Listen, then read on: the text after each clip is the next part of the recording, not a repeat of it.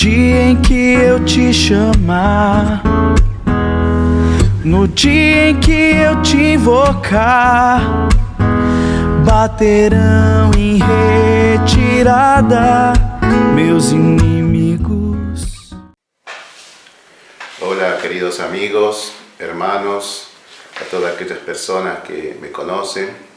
Doy gracias a Dios una vez más por permitirme compartir su bendita y santa palabra, rogando que esta palabra sea de edificación para todos aquellos que tomen este tiempo, que es un poquito más de 20 minutos, para que puedan ver y escuchar este video en el cual voy a compartir un tema muy importante que seguramente se hacen una pregunta a muchas personas, ¿no?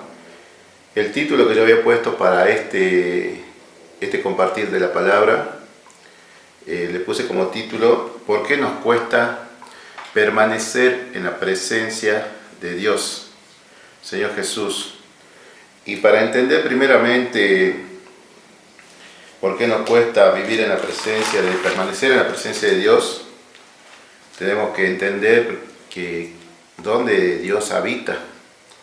Si yo realmente estoy en la presencia de Dios, o creo que estoy y en realidad no lo estoy. Y para eso necesitamos escudriñar las Escrituras, ¿no? Para saber cuál es nuestra condición delante del Señor. La presencia de Dios, donde Él habita, está por ejemplo acá en Juan capítulo 4, versículo 24. Dios es espíritu, y los que le adoran en espíritu y en verdad, es necesario que le adoren, Señor Jesús. Entonces acá dice que Dios es espíritu. Para hacerlo un poquito más simple, podríamos decir, es como que tal persona es argentino. ¿Por qué es argentino? Porque nació en Argentina. O otra persona es brasilera. ¿Por qué es brasilera? Porque nació en Brasil. Entonces, Dios es espíritu, quiere decir que donde Él vive, donde Él mora, es en el Espíritu, Señor Jesús. Y dice que todos aquellos que lo adoran deben adorarle dentro de esa esfera, dentro de ese territorio donde Él habita. Si yo quiero adorar a Dios fuera de ese ambiente, mi adoración no va a llegar hasta donde está Él, ¿sí? Señor Jesús. Ahora, el otro problema que tenemos que ver acá para saber cuál es nuestra situación es qué parte de mí no me permite estar en la presencia de Dios. Según lo que dice en 2 Tesalonicenses 5:23, el hombre tiene tres partes: tiene un cuerpo, tiene un alma y tiene un espíritu, ¿sí? Esas tres partes están relacionadas a lo que habla el libro de Génesis en el capítulo 2. Acá en el libro de Génesis, el hombre dice que fue puesto en el huerto del Edén. En ese huerto del Edén, donde ahí habitaba Dios también, Dios puso al hombre para que se enseñorara de todas las cosas, de los peces, de las aves, de los animales, de todo lo que estaba sobre la tierra. El hombre era la autoridad máxima, ¿sí? Señor Jesús. Entonces, en medio de este huerto, el Señor le dice, ¿no? En el versículo 2:9 de Génesis: y Jehová Dios hizo nacer de la tierra todo árbol delicioso a la vista y bueno para comer, también el árbol de la vida en medio del huerto, y el árbol de la ciencia del bien y del mal. Ahora, si leemos detenidamente este versículo, nos muestra que hay tres tipos de árboles. Primero, árbol delicioso, todo árbol delicioso a la vista, que está relacionado a mi cuerpo. Este árbol representa todo árbol que tenga alimento para comer, hortalizas, frutas, etcétera, etcétera. Y acá también dice que hay un árbol de la vida. Este árbol de la vida es para alimentar mi espíritu, Señor Jesús. Por eso en Juan 15:5 el Señor dice, yo soy la vid. Yo soy la vid. Él es el árbol que está al alcance de todas las personas. ¿Por qué? Porque el árbol, la vid, por ejemplo, es un árbol que crece en el piso. Quiere decir que está al alcance de cualquiera. Nosotros podemos ver viñedos que tienen los palitos, que son los padrinos, que los llaman con alambre, no sé qué nombre tienen, pero son para que sostenga la vid.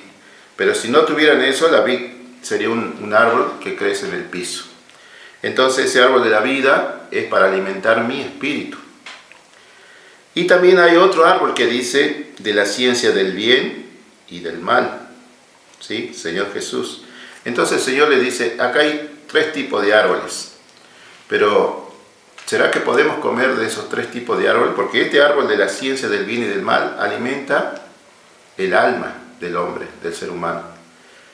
Entonces el árbol delicioso a mi cuerpo, el árbol de la vida a mi espíritu y el árbol de la ciencia del bien y del mal a mi alma. Señor Jesús.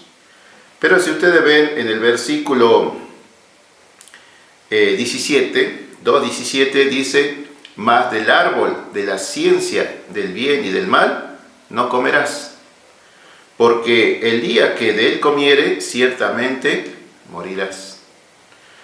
Y la pregunta nace, ¿no? ¿Por qué será que este árbol nosotros no podíamos comer?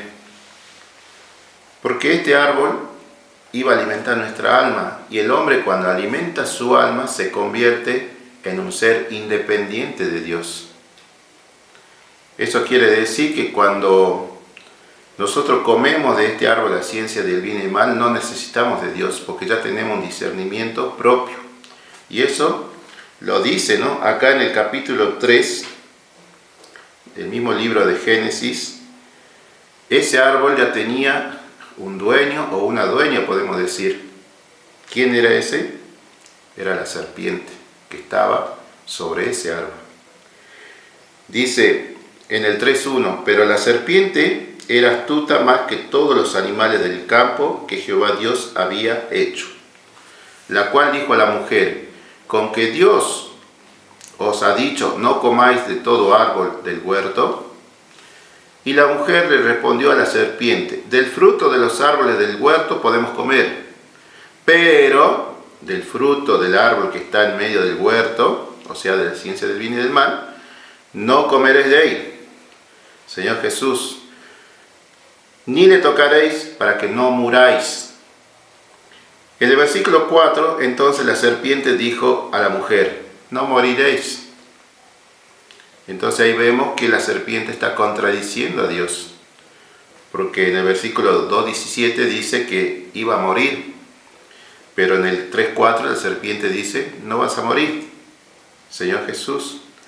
En el versículo 5 la serpiente le dice, sino que sabe Dios que el día que comáis de él, serán abiertos vuestros ojos y seréis como Dios, sabiendo el bien y el mal. En cierta manera, este versículo, la serpiente le está diciendo la verdad, porque iban a abrir sus propios ojos e iban a saber qué estaba bien y qué estaba mal. Por lo consiguiente, lo que la serpiente le dice, no le dice acá, es que ya no iban a necesitar más de Dios. Eso no lo dice, Señor Jesús.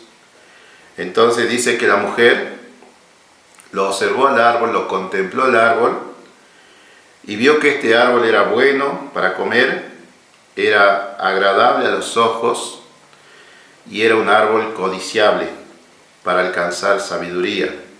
Y dice que tomó su fruto y comió y dio también a su marido, el cual comió así como es. Inmediatamente, una vez que ellos comieron ese fruto, ellos percibieron que estaban desnudos. Señor Jesús, inmediatamente el pecado empezó a manifestarse en la vida de Adán y Eva, y lo primero que ellos vieron que estaban desnudos. ¿Y qué hicieron? Se escondieron. Señor Jesús. Entonces podemos ver un niño que hasta los 3 años más o menos, un poquito más en algunos casos, el niño puede andar desnudo tranquilamente. y no se da cuenta que está desnudo. Pero a medida que va creciendo, va adquiriendo, entre comillas, su sabiduría, va adquiriendo si está bien o está mal, él percibe que está desnudo y ya no quiere que lo vean. Es allí donde las personas empiezan a discernir que el pecado mora en ellos. Señor Jesús. Entonces, el problema que la humanidad empezó a tener era su alma, porque su alma empezó a alimentarse de las cosas que no era el árbol de la vida, sino que era de la ciencia del bien y del mal, que es producto de lo que el mundo ofrece. Y esta alma tiene tres partes. Tiene una mente, tiene una voluntad y tiene una emoción. Ahora, este es el problema que tuvo el pueblo de Israel cuando salió de Egipto. La Biblia siempre da como referencia distintas palabras, como por ejemplo Egipto representa el mundo. Dice que el pueblo de Israel, ellos estaban cautivos, esclavizados ahí, y cuando ellos fueron liberados por Moisés, ellos pasaron por el Mar Rojo, que representa el bautismo de las personas. ¿Sí? Dice que venía Faraón con todos sus carros, y el mar se cerró, y quedaron sepultados todos los carros del Faraón, y eso representa nuestra vida vieja, que cuando nosotros somos bautizados, abajo de las aguas queda toda nuestra vida sucia, nuestra vida independiente de Dios. Y dice que este pueblo de Israel empezó a caminar por el desierto. El desierto representa nuestro diario vivir hacia el reino de los cielos. En este caso, los israelitas caminaban hacia la tierra de Canaán, donde fluía leche y miel, Señor Jesús. Pero ¿qué pasó? Vamos a observar en el libro de Éxodo, capítulo 16. En este capítulo, del capítulo 16 del libro de Éxodo, el pueblo de Israel empieza a murmurar contra Dios, y empezó a murmurar contra Moisés, contra Aarón, que eran los que estaban al frente, porque ellos, durante todo ese trayecto que ellos iban caminando, ellos recibían un alimento espiritual, que era un maná.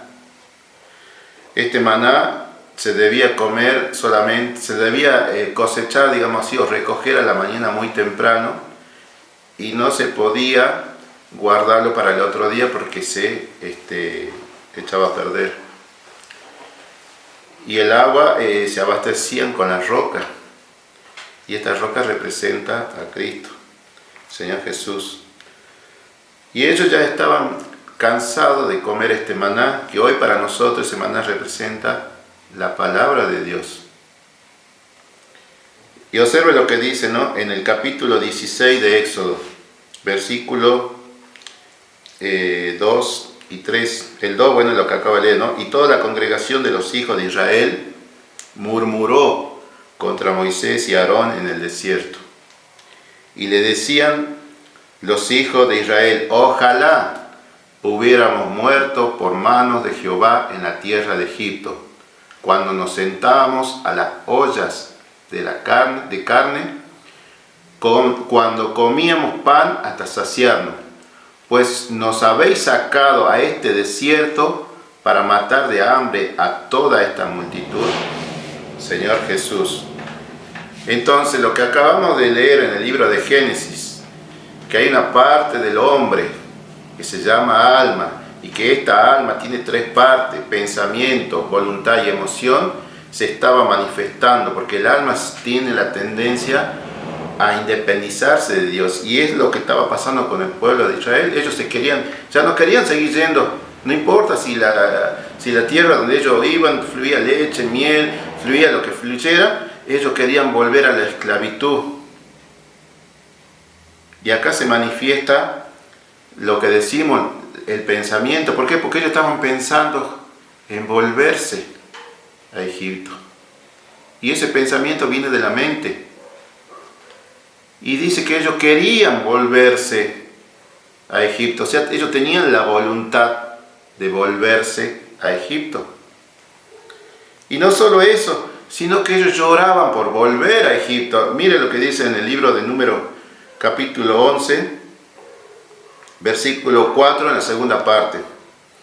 Y los hijos de Israel también volvieron a llorar y dijeron: ¿quién nos diera a comer carne? Oh Señor Jesús. Y si ustedes ven estos dos versículos, se manifiesta el pensamiento, la voluntad y la emoción.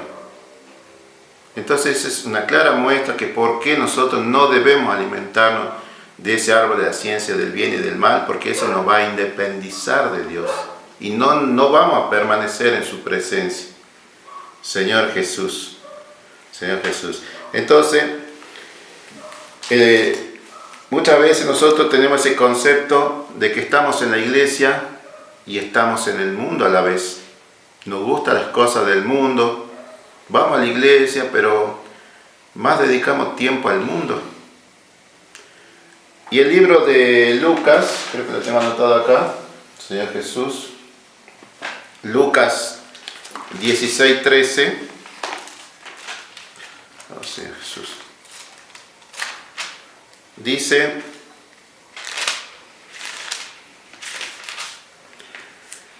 ningún siervo puede servir a dos señores, porque o aborrecerá al uno y amará al otro, o estimará al uno y menospreciará al otro. No podéis servir a Dios y al mundo. Y acá dice la riqueza que representa el mundo. Señor Jesús. Entonces, hermanos, nosotros debemos discernir cuál es nuestra situación delante del Señor. Si usted, amigo, compañero, aún no ha recibido al Señor Jesucristo como Señor y Salvador, este es el tiempo para hacerlo. Todo tiene su tiempo. Usted ya ha tenido tiempo de vivir, de andar por el mundo, de tantas cosas que el mundo ofrece, pero hoy Dios le está hablando para que usted se vuelva a Él. Señor Jesús. En Juan 15:5, el versículo que estaba leyendo al comienzo, dice: yo soy la vid y vosotros sois los pámpanos. ¿Qué quiere decir esto? Que Él es el tronco y nosotros somos las ramas. Y esta es la parte más importante para mí del versículo, porque dice: el que permanece en mí. Cuando dice el que permanece, quiere decir que el que no se vuelve atrás. ¿Sí? El que permanece en mí y yo en él, este lleva mucho fruto, porque separado de mí, nada podéis hacer. Hoy la gente busca al Señor, pero lo busca de una manera equivocada. Lo busca a través de la religión, lo busca a través de costumbres, de conceptos, de prácticas. Y la misma mujer samaritana en Juan 4 le preguntaba: ¿dónde te buscamos, Señor?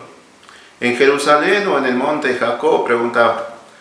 No, ni allá ni aquí, en el Espíritu, Señor Jesús. Y a nosotros nos dio un espíritu para que nosotros podamos usarlo para adorar, para alabar a Dios. No podemos nosotros agradar a Dios con mi cuerpo, mucho menos, ni con mi alma, pero sí con mi espíritu. Y ese espíritu tiene tres partes también. Tiene comunión, tiene intuición y tiene conciencia. Señor Jesús. Entonces, en el Antiguo Testamento, en el Nuevo Testamento, Jesús, Él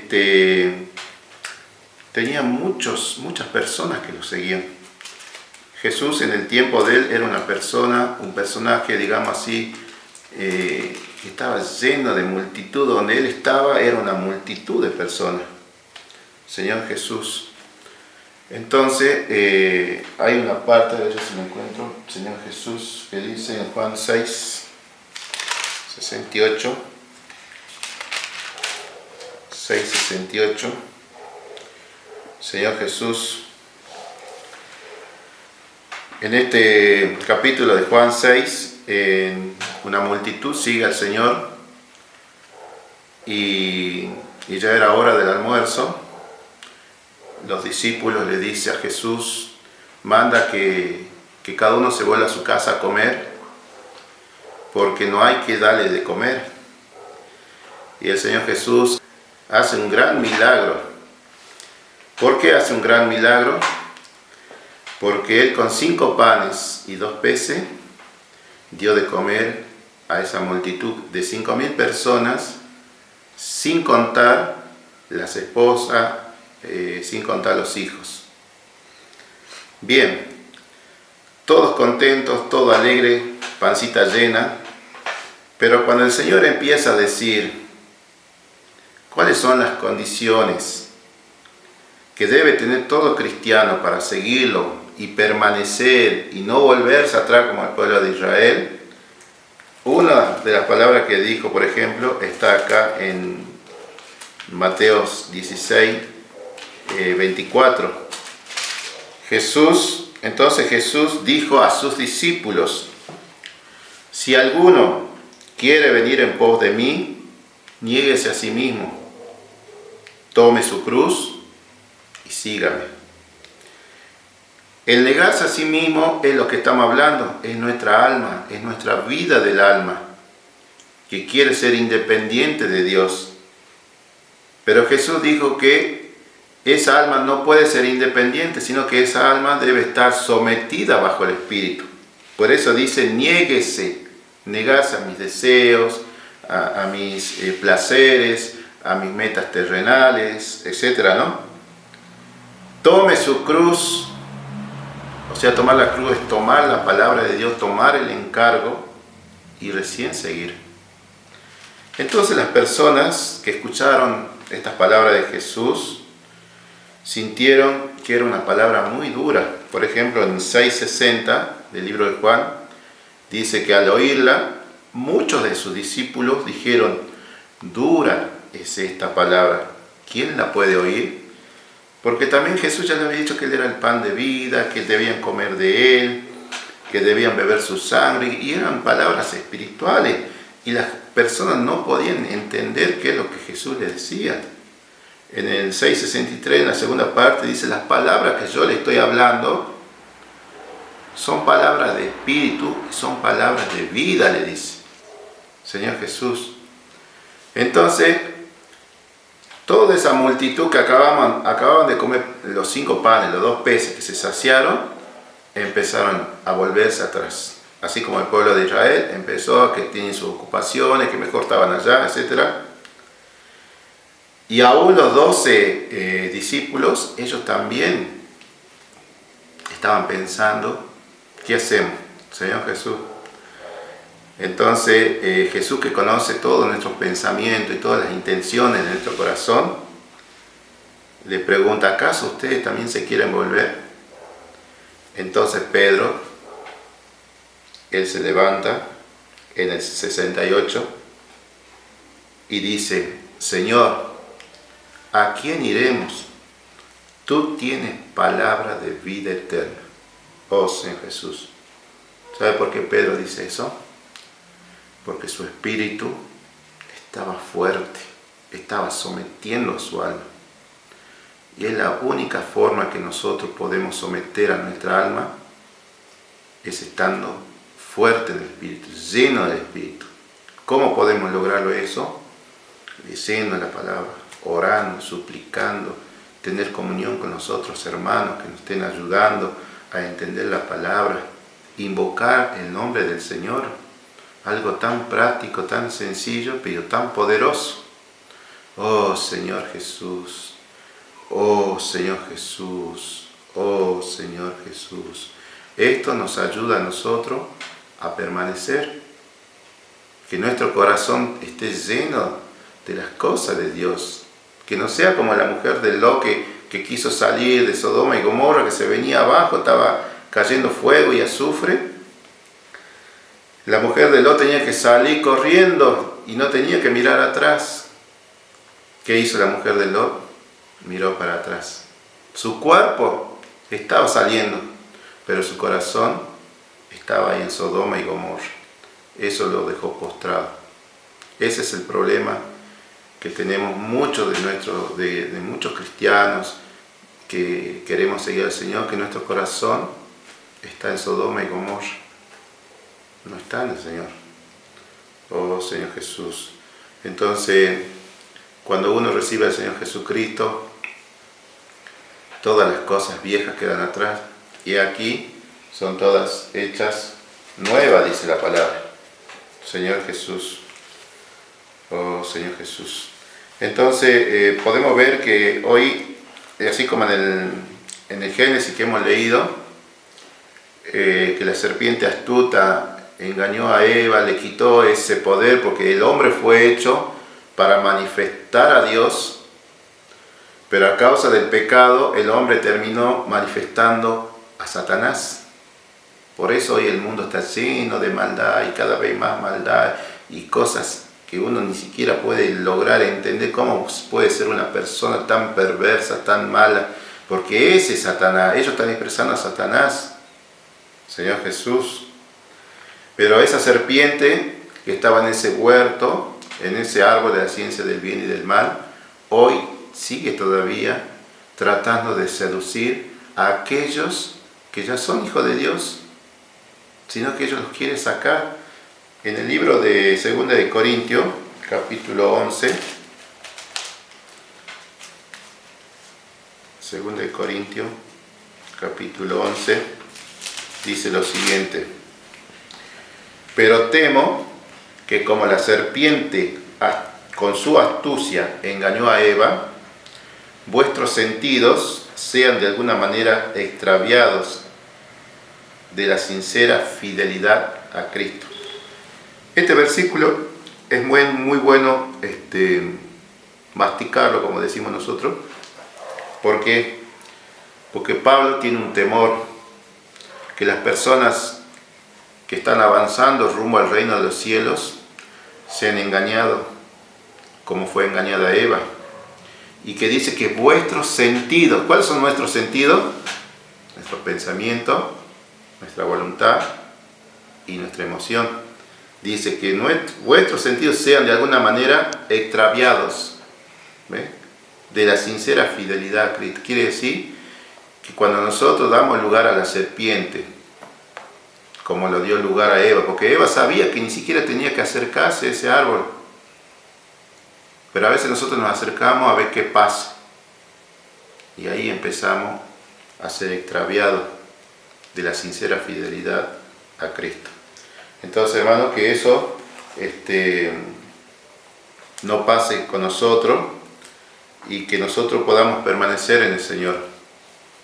Señor Jesús, espero que este pequeño video les sea de mucha edificación, y quiero dar un agradecimiento antes de terminar a todos los hermanos que me estuvieron apoyando, alentándome a hacer este tipo de video, porque el Señor ha puesto mucha sabiduría dentro de mí, y yo necesitaba de alguna manera que eso siga fluyendo para aquellas personas que aún no conocen. Entonces la tecnología hoy es una herramienta que es mal usada, pero que nosotros debemos aprovecharla para usarla para el Señor, ¿sí? Señor Jesús, entonces quiero agradecer a todos los hermanos, ¿no? Hermano Basilio de Corrientes, hermano Joaquín de San Juan, a un hermano Horacio de Neuquén, Señor Jesús, como así también el hermano de Jujuy, Monroe, y después tengo hermanos que son de Venezuela, Silfredo, de Ecuador, como así también de México, hermanos de África y de Brasil, por supuesto, de Paraguay. Y gracias, ¿no?, a todos esos hermanos que me conocen, que nos conocemos porque somos de la vida de la iglesia, y que con ese aliento que ellos me dan, a mí me permite buscar más del Señor y poder expresarlo. Así que muchas gracias a mis compañeros de trabajo, y que el Señor lo esté bendiciendo de gran manera. Jesús es el Señor. No dia em que eu te chamar, no dia em que eu te invocar, baterão em retirada meus inimigos.